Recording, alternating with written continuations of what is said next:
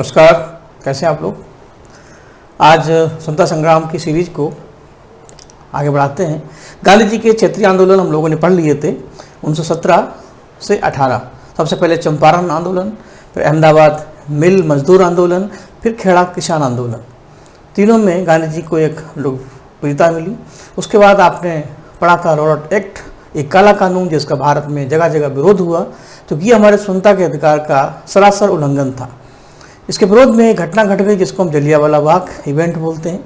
Jallianwala Bagh event की जांच के लिए दो समितियां पड़ी थी, हंटर कमेटी और तहकीकात कमेटी यानी मालवीय समिति। और पूरे भारत में इसको लेकर गुस्सा था। रविंद्रनाथ टैगोर ने अपनी नाइटहुड की उपाधि तक वापस कर दी थी। अब वक्त आ गया था कुछ किया जाए।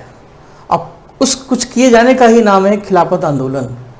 हालांकि खिलाफत आंदोलन का जो स्रोत है, जो एनर्जी है, वो जलियांवाला बाग नहीं है। ये एक मुस्लिम आंदोलन है जो तुर्की की स्वतंत्रता से संबंधित है। ये अलग बात है, इसका प्रसार भारत में हुआ, लेकिन इसमें हिंदू जनसंख्या नगण्य थी, ना के बराबर थी, क्योंकि उनके लिए ये आंदोलन में कोई मोटिवेशन नहीं था। अब जैसे हमको अंदर से गुस्सा है कि हम अंग्रेजों का विरोध करें, बदला लें, लेकिन वो वजह तो हो। तो जलियांवाला बाग की जो वजह थी इसमें नहीं थी, लेकिन खिलाफत आंदोलन से दो चार क्वेश्चन तो आ ही जाते हैं। तो वो बताने के बाद तुरंत हम खिलाफत आंदोलन के अगले पड़ाव पे चलेंगे, जिसका नाम है असहयोग आंदोलन, जो गांधी जी का एक महत्वपूर्ण आंदोलन है। ऐसे कई अच्छे अच्छे प्रश्न आपको मिलेंगे। तो खिलाफत आंदोलन में सबसे पहला पॉइंट यही बनेगा कि इसका कारण क्या है। इसका कारण माना जा सकता है तुर्की या टर्की देश की स्वतंत्रता के समर्थन में, सपोर्टिंग ऑफ तुर्की लिबर्टी। मैंने आपको बताया था कि फर्स्ट वर्ल्ड वॉर में टर्की देश जो एक विपरीत शत्रु देश था, उसको अंग्रेजों ने जीता था। टर्की के जो सुल्तान थे पूरे विश्व के मुस्लिमों के धर्म गुरु यानी खलीफा माने जाते थे। इसलिए हर मुस्लिम ये चाहता था कि टर्की को लिबर्टी मिले और खलीफा की जो बादशाहत है, वो रुतबा है, वो मेंटेन रहे। और इसी आधार पर भारत में लखनऊ समझौता भी हुआ था। तो ये आंदोलन बीच में थोड़ा सा शून्य पड़ गया था, शांत हो गया था, लेकिन 1919 से फिर इसने रफ्तार पकड़ी। तो ये इसका रीजन था। और इससे संबंधित में कौन कौन लीडर थे, जितने भी मुस्लिम लीडर थे वो सभी इसमें आ जाएंगे। जैसे शौकत अली हैं, मोहम्मद अली हैं, रहमत अली हैं, मौलाना आज़ाद हैं, आपके जिन्ना हैं। सभी लोगों ने अपने हकीम अजमल खां, हर मुस्लिम चाहता था कि आज़ादी मिले। तो पर्टिकुलर किसी एक नेता का नाम ना लिखवा करके इसके जो नायक हैं सभी मुस्लिम नेता। अब वो चाहे कांग्रेस के हों, चाहे मुस्लिम लीग के हों, जैसे हकीम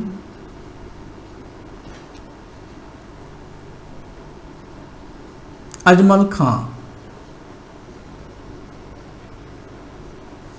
जैसे अली ब्रदर्स, अली बंधु, शौकत अली, मोहम्मद अली,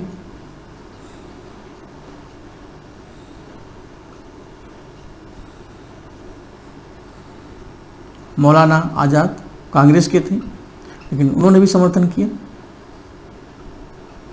और इसी तरीके से और भी कई लोग। इसमें बहुत ज़्यादा उलझाना नहीं है, बस रास्ता साफ है। चीज़ों को पढ़ें, समझें, पकड़ें और आगे बढ़ें। रुकना आपका काम नहीं है, चलना आपकी शान, लेकिन ठहराव भी जरूरी होता है। जो हमें इनर्जिकल करता है, आगे बढ़ते हैं। सभी नेताओं ने गवर्नर जनरल से मुलाकात की और टर्की की लिबर्टी के लिए प्रयास किए। जब कोई बात नहीं बनी तो सभी मुस्लिम नेताओं का एक दल गया और लंदन में ब्रिटिश काउंसिल में मुलाकात की, लेकिन कोई फ़ायदा नहीं मिला। फिर दूसरा दल फिर गया अली ब्रदर्स के नेतृत्व में, लेकिन जब कोई रास्ता नहीं मिला तो ये हुआ कि आंदोलन ही शुरू किया जाए। तो इस आधार पर ये शुरू हुआ। तो खिलाफत आंदोलन में 2 सम्मेलन महत्वपूर्ण हैं। इस आंदोलन को जीवंत करने के लिए 2 कॉन्फ्रेंस हुए। पहला कॉन्फ्रेंस दिल्ली में हुआ जो बहुत महत्वपूर्ण है, और दूसरा इलाहाबाद में हुआ। क्या हुआ इसमें, आइए देखते हैं। तो इससे रिलेटेड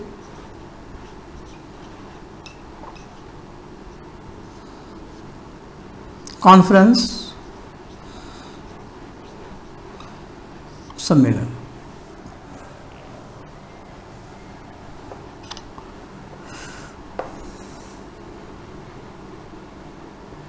सबसे पहला है दिल्ली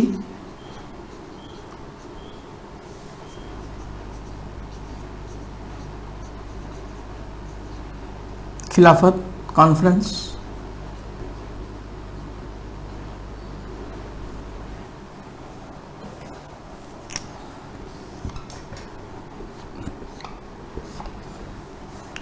दिल्ली खिलाफत कॉन्फ्रेंस कब हुआ और इसमें कौन हुआ और क्या हुआ? तो ये कॉन्फ्रेंस, ये सम्मेलन नवंबर 1919 की नियर अबाउट हुआ, और इस सम्मेलन के अध्यक्ष जो बने वो महत्वपूर्ण है। देखिए, जब खिलाफत सम्मेलन हुआ तब महात्मा गांधी जेल में थे। आपको पता होगा कि रोलआउट एक्ट के विरोध में हरियाणा के पलवल में गांधी जी को गिरफ्तार किया था, क्योंकि वो दिल्ली जाने वाले थे, लेकिन रास्ते में ही हाईजैक कर लिए गए। उसके बाद खराब स्वास्थ्य के आधार पर उनको जेल से रिहा किया गया। इधर खिलाफत आंदोलन शुरू हो गया।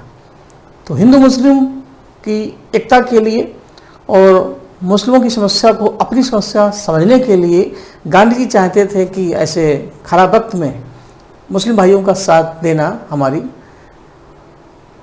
संस्कार भी है, मजबूरी भी है, और अच्छा माना जाएगा देश के लिए, क्योंकि प्रॉब्लम्स दोनों तरफ से आती हैं और उसी आधार पर हम दूसरे के लिए खड़े होते हैं। यही इंसानियत है, यही मानवता है।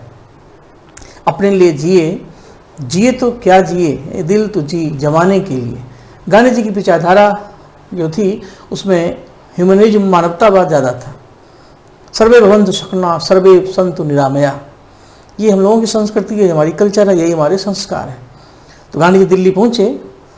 हालांकि गांधी जी से पहले हकीम अजमल खान इसके अध्यक्ष बनने वाले थे, लेकिन गांधी जी के आने पर सभी लोगों ने गांधी जी का स्वागत किया और उन्हीं को ही इसका अध्यक्ष बनाया। तो हम साफ साफ कह सकते हैं कि दिल्ली खिलाफत सम्मेलन के अध्यक्ष गांधी जी बने। और इसमें जो प्रश्न बनेंगे वन लाइनर वो यही बनेंगे, दिल्ली खिलाफत सम्मेलन की अध्यक्षता किसने की? अगर क्वेश्चन आएंगे तो क्यों ऐसे क्वेश्चन पूछे गए हैं तो आंसर होगा महात्मा गांधी। ठीक, तो इसमें दिल्ली को ध्यान रखना हुआ था लास्ट में, अंत में वर्ष के, और गांधी जी। इस तरीके से ये सम्मेलन कंप्लीट।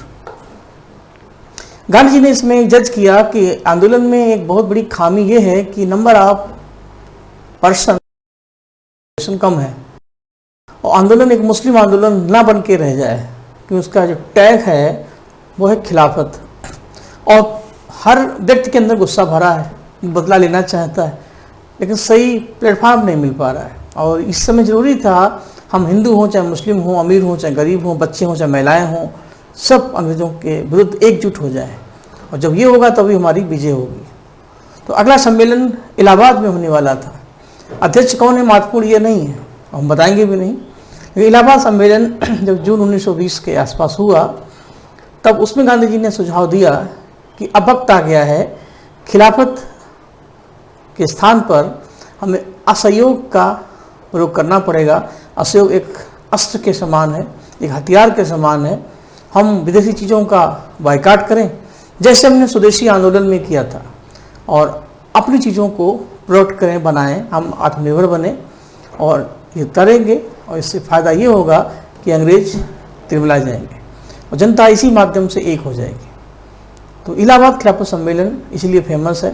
तो इलाहाबाद में गांधी जी के सुझाव पर खिलाफत के स्थान पर हमने अशोक के अस्त्र को एक्सेप्ट किया।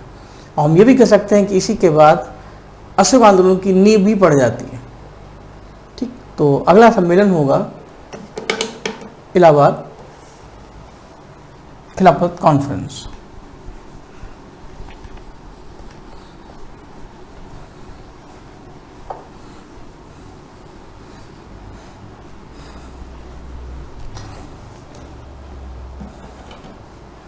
ठीक, नंबर 1, नंबर 2 यहाँ पे कर देते हैं।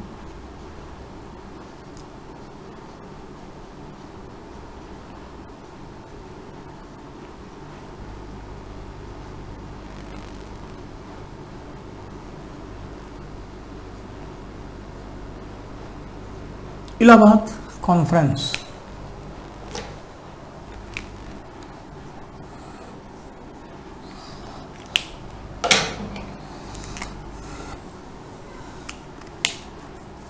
ये सम्मेलन हुआ था 1920 और इस सम्मेलन में कोई ना कोई अध्यक्ष बना ही होगा, लेकिन कुछ चीज़ें ऐसी हैं जो सब में कॉमन नहीं होती। यहाँ गांधी जी हैं इसलिए अध्यक्ष महत्वपूर्ण है, वो यहाँ गांधी जी नहीं है इसलिए अध्यक्ष का होना ना होना महत्वपूर्ण नहीं है। तो इसीलिए क्या नहीं पढ़ना है वो ज़्यादा ज़रूरी है, पर दिमाग ये लगाएं कि इलाहाबाद क्यों इम्पोर्टेंट है, दिल्ली क्यों इम्पोर्टेंट है। इलाहाबाद खिलाफत सम्मेलन इसलिए इम्पोर्टेंट है कि इसमें फर्स्ट टाइम, पहली बार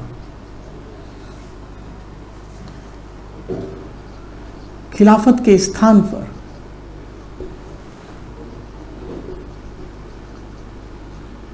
द प्लेस ऑफ खिलाफत असहयोग, नॉन कोऑपरेशन के प्रयोग का सुझाव दिया गया।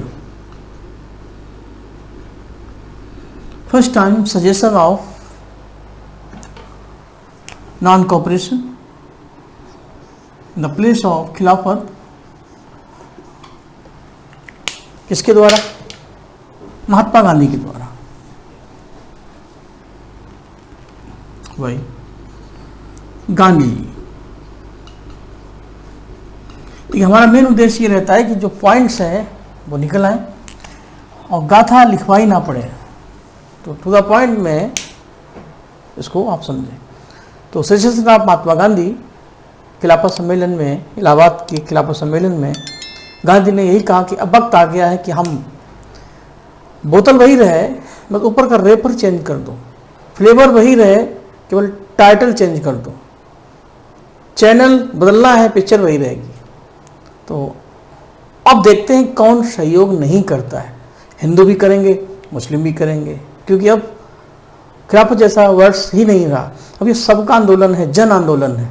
यही वजह थी कि असहयोग आंदोलन गांधी जी का पहला जन आंदोलन माना जाता है, क्योंकि रॉबर्ट एक्ट में गांधी जी बहुत ज़्यादा कुछ कर नहीं पाए क्योंकि वो अरेस्ट हो गए थे।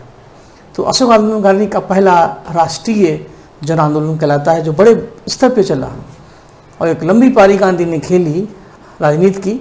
एक पल को लगा कि वास्तव में कहीं हम आज़ाद ना हो जाएं, लेकिन आंदोलन में मेच्योरिटी कम थी, परिपक्वता कम थी, पब्लिक बहुत ज़्यादा एग्रेसिव हो गई और इसी कारण चोरी चोरा की घटना घट गई और इसी घटना को इशू बना करके गांधी ने अपने आंदोलन को ही बंद कर दिया।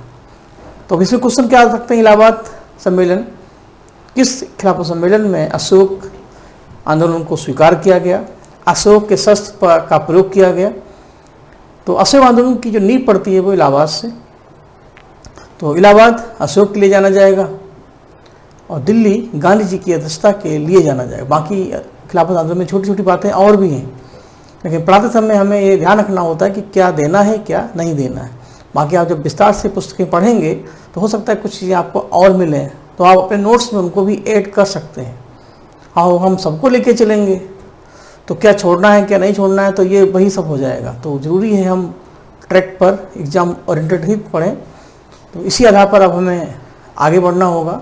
और हमारा अगला आंदोलन है असहयोग आंदोलन, नॉन कोऑपरेशन मूवमेंट, जो वहाँ से शुरू होता है जहाँ से खिलाफत आंदोलन ख़त्म होता है। तो आइए अगली हेडिंग डालते हैं। बहुत महत्वपूर्ण आंदोलन है और हमारा नेशनल मूवमेंट जहाँ से क्लाइमेक्स में आ जाता है, उसका जो ट्रैक है वो विशाल हो जाता है।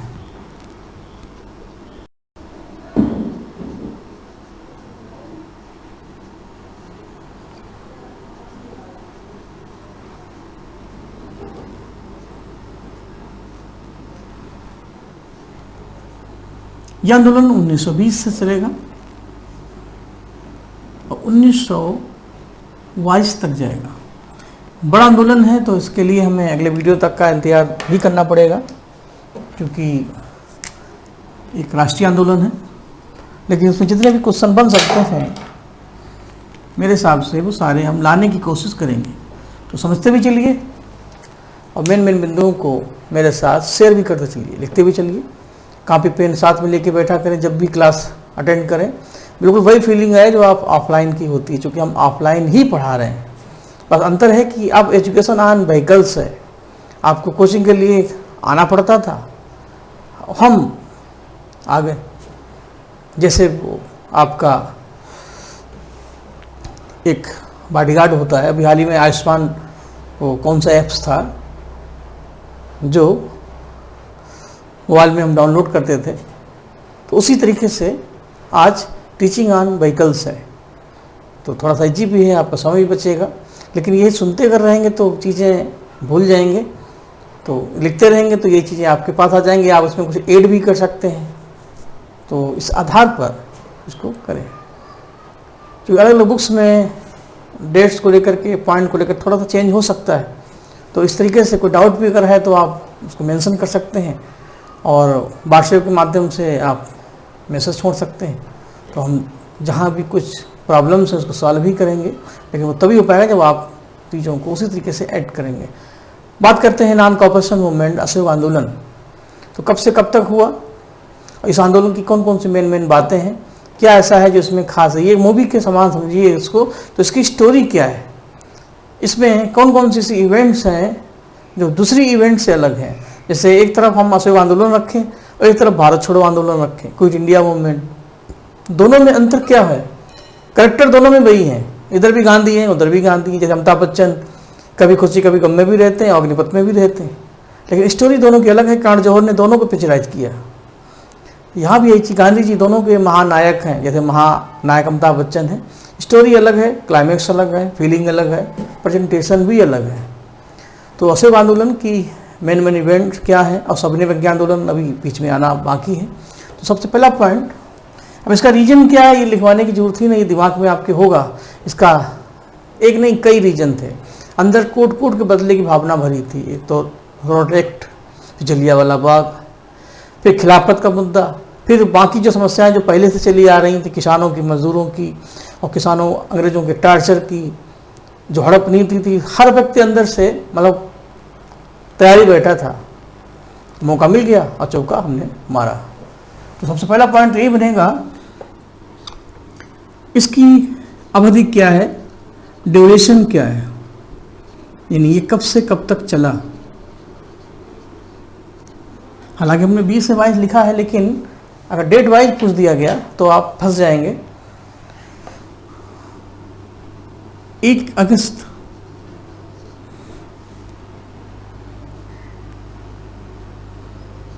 1920 से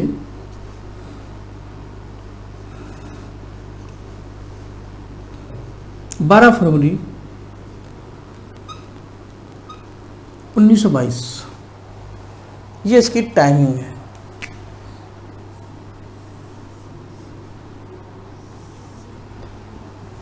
कई आंदोलन हैं जो अगस्त से शुरू होते, जैसे भारत छोड़ो आंदोलन भी अगस्त में शुरू हुआ, ये भी अगस्त में शुरू हुआ, और 15 अगस्त भी अगस्त में हुआ। तो 15 अगस्त जहाँ स्वतंत्रता दिवस है, तो भारत छोड़ो आंदोलन 9 अगस्त 1942 को हुआ था, उसको अगस्त क्रांति कहते हैं। और ये भी चूंकि अगस्त में हुआ तो इसको हम अगस्त आंदोलन कहते हैं। क्रांति तो नहीं कहेंगे क्योंकि भारत छोड़ो आंदोलन बड़े स्तर पे हुआ था और काफ़ी लंबे समय तक चला, तो इसको अगस्त मूवमेंट कहा जा सकता है, क्योंकि 1 अगस्त को ये शुरू हुआ था। और इसी दिन तिलक की डेथ भी हो गई थी, ये भी बता दें। इसी में तिलक की मृत्यु, जो इवेंट आगे बताएंगे क्या क्या हुई। सिंह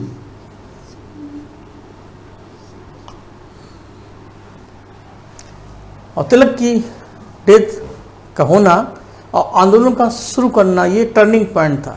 कुछ ऐसे लोग थे जो नहीं चाहते थे गांधी जी आंदोलन शुरू करें, उन्होंने गांधी जी का विरोध किया, जैसे एनी बेसेंट, जैसे मोतीलाल नेहरू।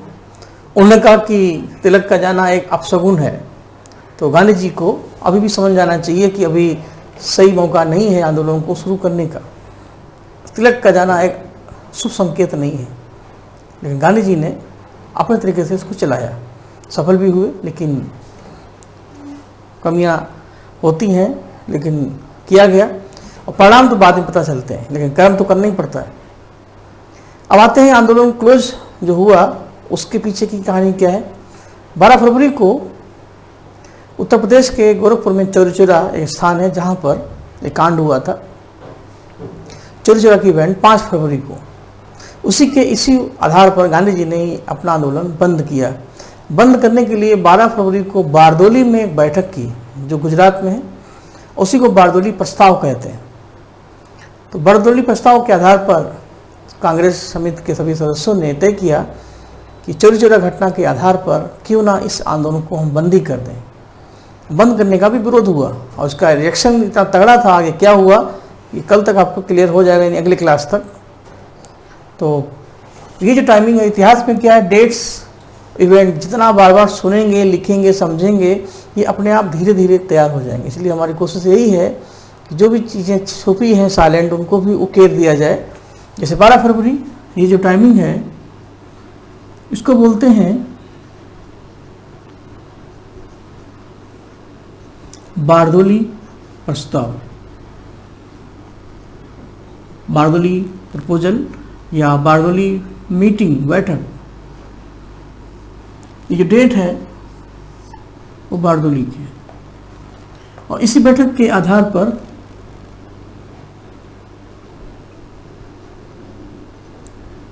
असहयोग आंदोलन स्थगित हुआ।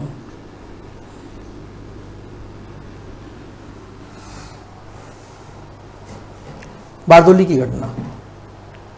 एक प्रस्ताव और है गांधी जी का, वर्धा प्रस्ताव। वर्धा प्रस्ताव छोड़ो आंदोलन से, वर्धा प्रस्ताव के आधार पर भारत छोड़ो आंदोलन की शुरुआत हुई और बारदोली प्रस्ताव के आधार पर असहयोग आंदोलन का अंत हुआ। तो दोनों कभी कभी बड़ा परेशान कर लेते हैं एग्जाम में कि कैसे बोलें। तो असहयोग आंदोलन चूँकि अभी शुरू ही करेंगे, इसकी स्टार्टिंग हमने कर दी है, तो हम चाहते हैं कि विस्तार आगे होगा ही, लेकिन जो चीज़ें कॉमन हैं इससे संबंधित, क्योंकि एक एक पॉइंट अपने में खास है, अगर एग्जाम में कुछ समझा जाए कि क्या है बारदोली प्रस्ताव और क्या है वर्धा प्रस्ताव, दोनों में खास बात क्या है, वो ये है कि V for Wardha, B for Bardoli, V for Bardoli, V for Wardha. ठीक, अंतर केवल इतना है कि बारदोली प्रस्ताव से ये जो लिखा हुआ है, फिर भी हम थोड़ा शार्ट में लिख देते हैं, असहयोग आंदोलन स्थगित हुआ। एक से एक आंदोलन शुरू होता है, एक से एक आंदोलन स्टार्ट होता है। और वर्धा प्रस्ताव से भारत छोड़ो आंदोलन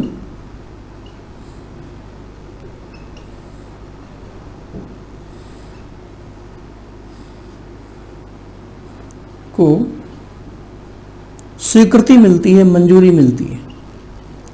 भाई जितने भी वरिष्ठ नागरिक हैं, सीनियर सिटीजन हैं कांग्रेस के, ये गांधी जी की विचारधारा के आंदोलन शुरू करने के लिए भी, बंद करने के लिए भी मीटिंग तो करनी ही पड़ती है, कोई निर्णय हम तभी ले पाते हैं। तो बारदोली बैठक में अशोक आंदोलन बंद किया जाए इसलिए बैठक हुई, और वर्धा में भारत छोड़ो आंदोलन शुरू किया जाए इसलिए बैठक हुई। और फिर बारदोली प्रस्ताव के बाद यह आंदोलन क्लोज हुआ। तो दोनों को दिमाग में पढ़ते समय ध्यान रखें। हालांकि जब भारत छोड़ो आंदोलन पढ़ाएंगे तो वर्धा बताएंगे, लेकिन कभी कभी चीज़ें कोडिंग और कोरिलेट करने से तैयार जल्दी हो जाती हैं। कैसे तैयार हो जाती हैं? जैसे नाइटहुड और सर की उपाधि दो लोगों को मिली, दोनों ने ही रिटर्न की, रीजन अलग अलग है, ये मैंने बताया अलग अलग, लेकिन आप जोड़ दें एक। यदि अय्यर आए तो उन्होंने रिटर्न क्यों की, इसकी वजह है एनी बेसेंट की गिरफ्तारी। और टैगोर ने क्यों रिटर्न की, इसकी वजह है जलियांवाला बाग। बस एग्जाम में आए तो एनी को अय्यर से जोड़ना है और टैगोर को जलियांवाला बाग ले जाना है। ऐसा ना हो एग्जाम तक आते आते एनी टैगोर से मिलने और अय्यर जलियांवाला बाग चले जाएं। हो सकता है, जब आप रटेंगे तो सब हो सकता है। ऐसे ही कांग्रेस के महिला अध्यक्ष पहले आए तो एनी बेसेंट, दूसरी आए तो नायडू, तीसरी आए तो नेल्ली। तो ऐसे कई सेक्शन मिलेंगे जहाँ पर, जैसे स्वराज शब्द का प्रयोग कलकत्ता में हुआ 1906 में, तो पूर्ण स्वराज आ जाए तो लाहौर में हुआ, 6 को उल्टा कर दो तो 29 हो जाएगा। इसी तरीके से मिंटो मार्ले एक्ट 1909 में हुआ, सूरत सेशन 7 में हुआ। सूरत सेशन में भाई भाई अलग हो गए, मिंटो मार्ले एक्ट में हिंदू मुस्लिम अलग हो गए, 7 और 9 मिला दो 16 होता है। लखनऊ में सब 7-7 हो गए, इससे पहले 7-8 थे। ऐसे ही बारदोली है और वर्धा है। तो कुल मिलाकर के आधी चीज़ें तो ऐसे ही हम लोगों की आसान हो जाती हैं, हो जाएंगी। तो अशोक आंदोलन का जो डिटेल है हम नेक्स्ट वीडियो में करते हैं, क्योंकि बड़ा टॉपिक है। इसमें आपको पढ़ाना है कि कौन कौन से कांग्रेस अधिवेशन हुए। 2 अधिवेशन आपको मिलेंगे, एक कलकत्ता, एक नागपुर। तो नागपुर अधिवेशन में इसको मंजूरी मिली, किसने इसका विरोध किया, किसने इनका सपोर्ट किया, फिर आंदोलन की दिशा क्या है और दशा क्या है, कौन कौन सी इसमें मुख्य बातें हैं। तो इन सारी बातों को समझेंगे तभी आंदोलन के साथ हम लोग न्याय कर पाएंगे। इसके लिए इंतजार करिए अगली क्लास का। हमें इजाज़त, मिलते हैं फिर। नमस्कार, जय हिंद, जय भारत।